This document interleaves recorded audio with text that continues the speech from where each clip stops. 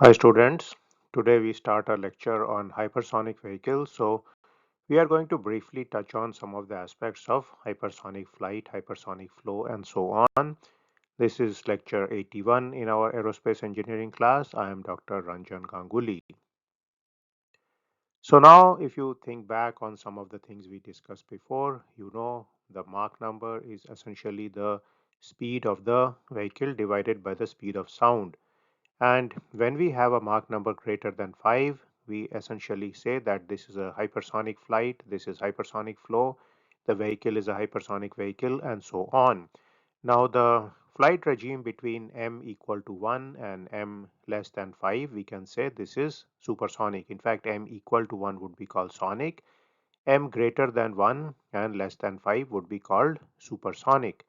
So the hypersonic flight is somewhat different because what happens is that if you take a typical supersonic Mach number such as m equal to, the flight characteristics, the flow patterns are going to be different than what they are going to be at Mach number greater than 5. So when m greater than 5, certain physical phenomena start to happen which are quite different from supersonic flow. So that's some of the thing we are going to discuss today.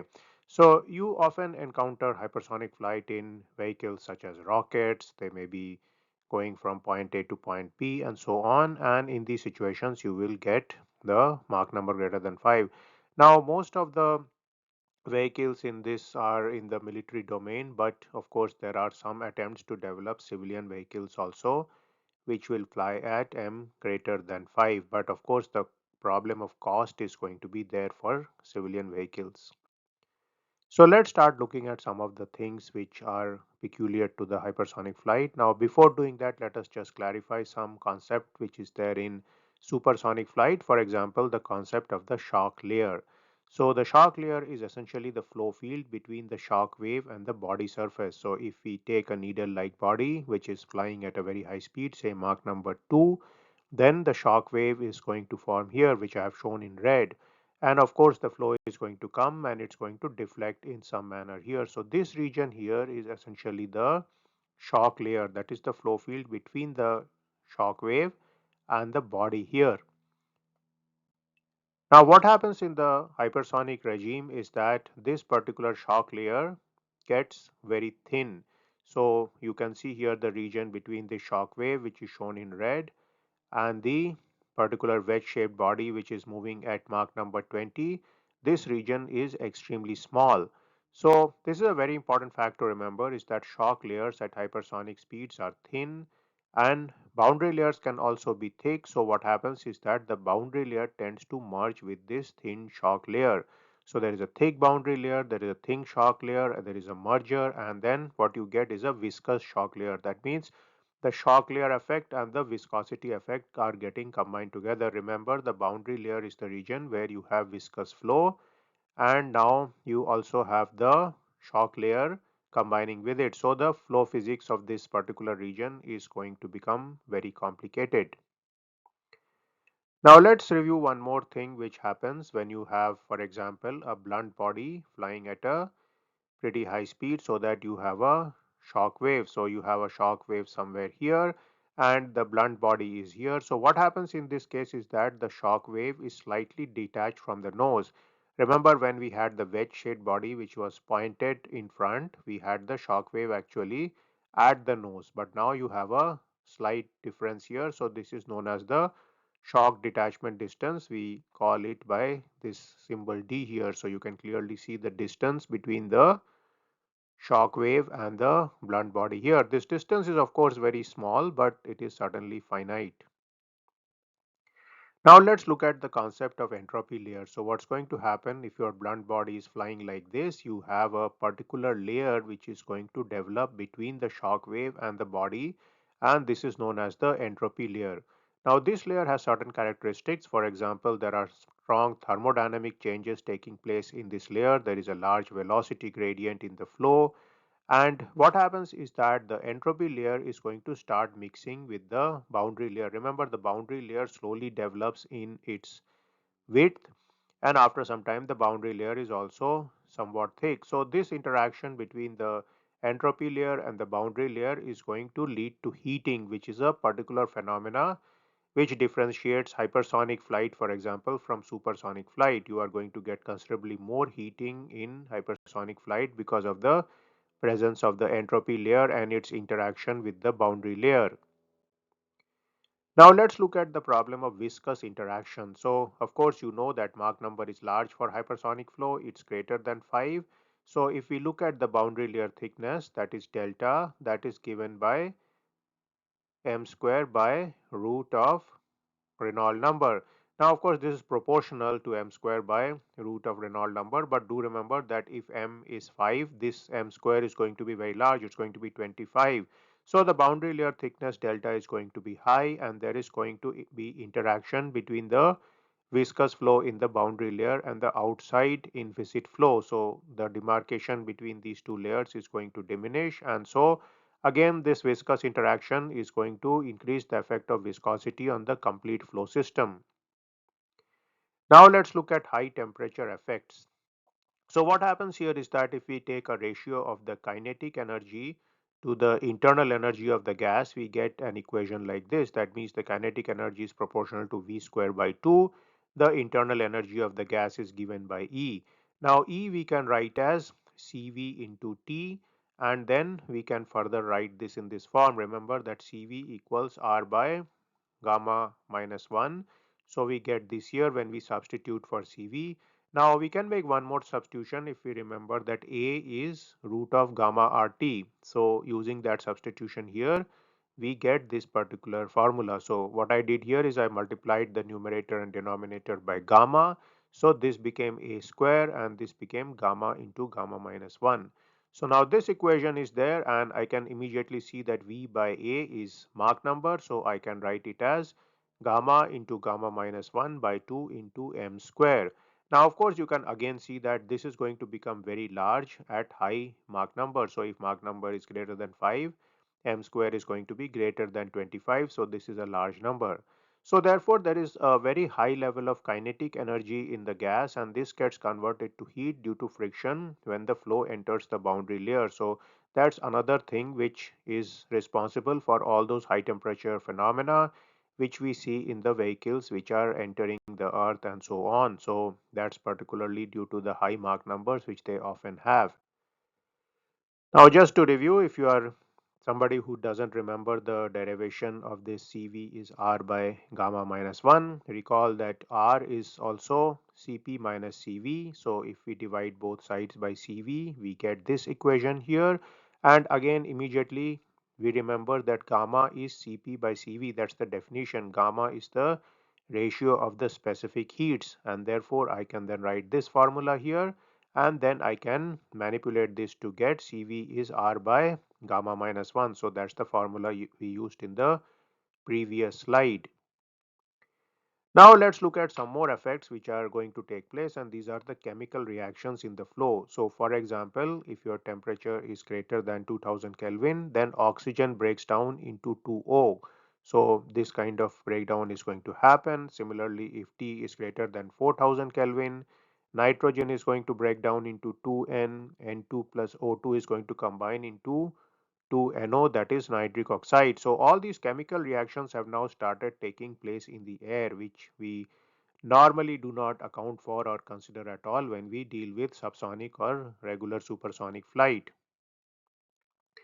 Now another phenomena which is going to happen and add complexity is the ionization phenomena. So we can see that at T greater than 4000 Kelvin, for example, N plus O is going to combine to form NO plus and E minus. So electrons are going to be released here. Similarly, at T is greater than 9000, you are going to get the breakdown of the oxygen and nitrogen into these ionized components.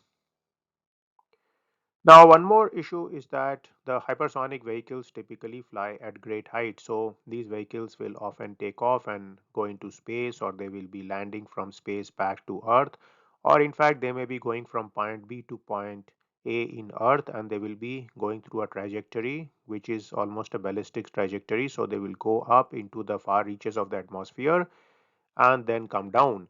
Now, one of the things which happens at sea level is that air is a continuum. So we can essentially treat the entire fluid mechanics problem as a continuum mechanics problem. And this happens because the value of lambda is very low, and lambda is the mean free path, which is the average distance between the molecules.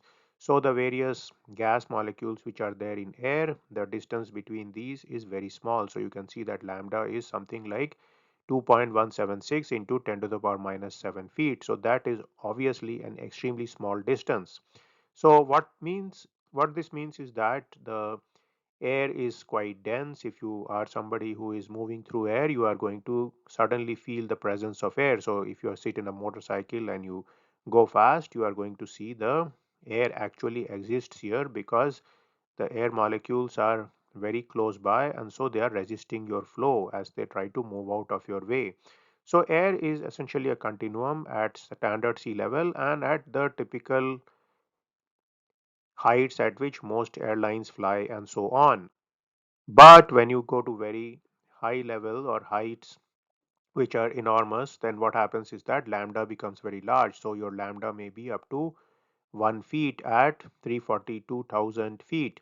Now this kind of altitude is of course very high. It's much more high than many of the mountains which are there on Earth.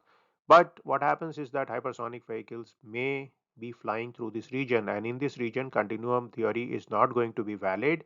So you must use some theory such as the kinetic theory. So you have to consider the molecular impact of gas or the molecular level of the gas.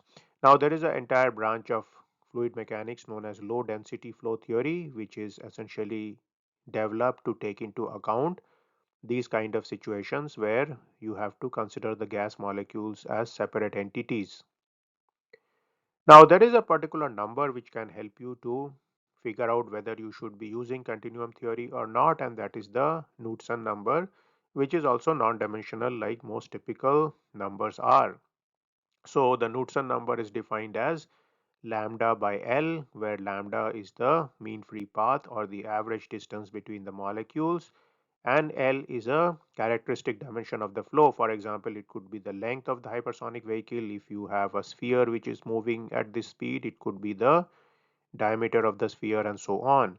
Now, what happens if the Knudsen number is less than 0.03? Then the continuum theory is valid. And at this point, what happens is that lambda is much smaller than L.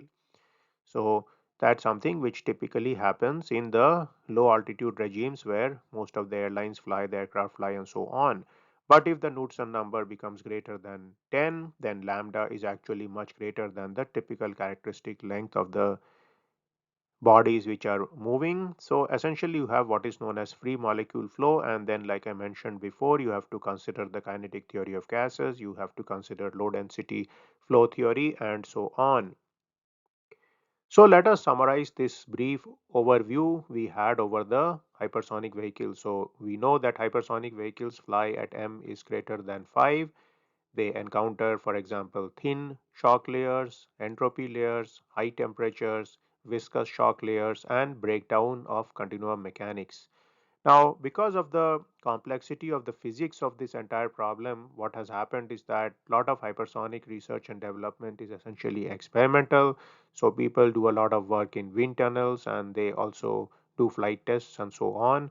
The theory is of course developing over time, but it certainly needs more development before it reaches the stage which is there in, for example, the theories in the subsonic region and in the supersonic region, where there are a lot of commercial codes out there which can actually solve many of the problem. Now, it would be nice if hypersonic vehicles could go from point A to point B in terms of cities and they could carry passengers. So that would certainly reduce the time to fly enormously, especially on intercontinental flights. So if you are somebody who is traveling from Los Angeles to Bangalore or from London to Tokyo, then you are going to find hypersonic vehicles would be very good. But of course, the same problems would be there which are there for supersonic transports or supersonic civilian transports, which is that the cost of flight is very high because the fuel consumption and so on are going to be very high. The mass production possibility of these aircraft is also very difficult. So the tickets are going to be priced at very high levels, and therefore there may not be enough market for that. So at the end of the day, civilian flight is dictated by the economic terms, whether if you make these aircraft, there is a market for them, whether there are passengers for them, and so on. So that is something which still precludes use of hypersonics in civilian vehicles for the most part. So this was this brief lecture about hypersonics, which essentially introduced you to the concept. Of course, this is a very deep subject. If you are interested in this, you should probably take a course in this field, and you can also consider doing graduate study, because a lot of the elements of hypersonics and so on are not going to be taught in your regular bachelor degree curriculum. So certainly master's degree would be useful. PhD is of course the best option. So I will end my lecture now, and I think for now I am completing this course. I think later I may add some more videos to this course, because this may be a course which may go on and on.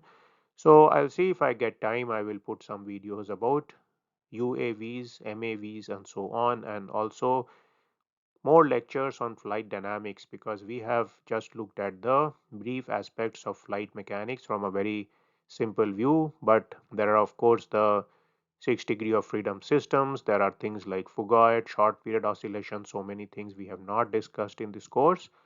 But maybe if I get time, I will make videos on that also, and I will see you later at that time then. So if you are somebody who has not yet subscribed to my channel, please do so, because that certainly helps the YouTube algorithm and that makes the channel look good. So I'll stop my video now, and I will see you soon.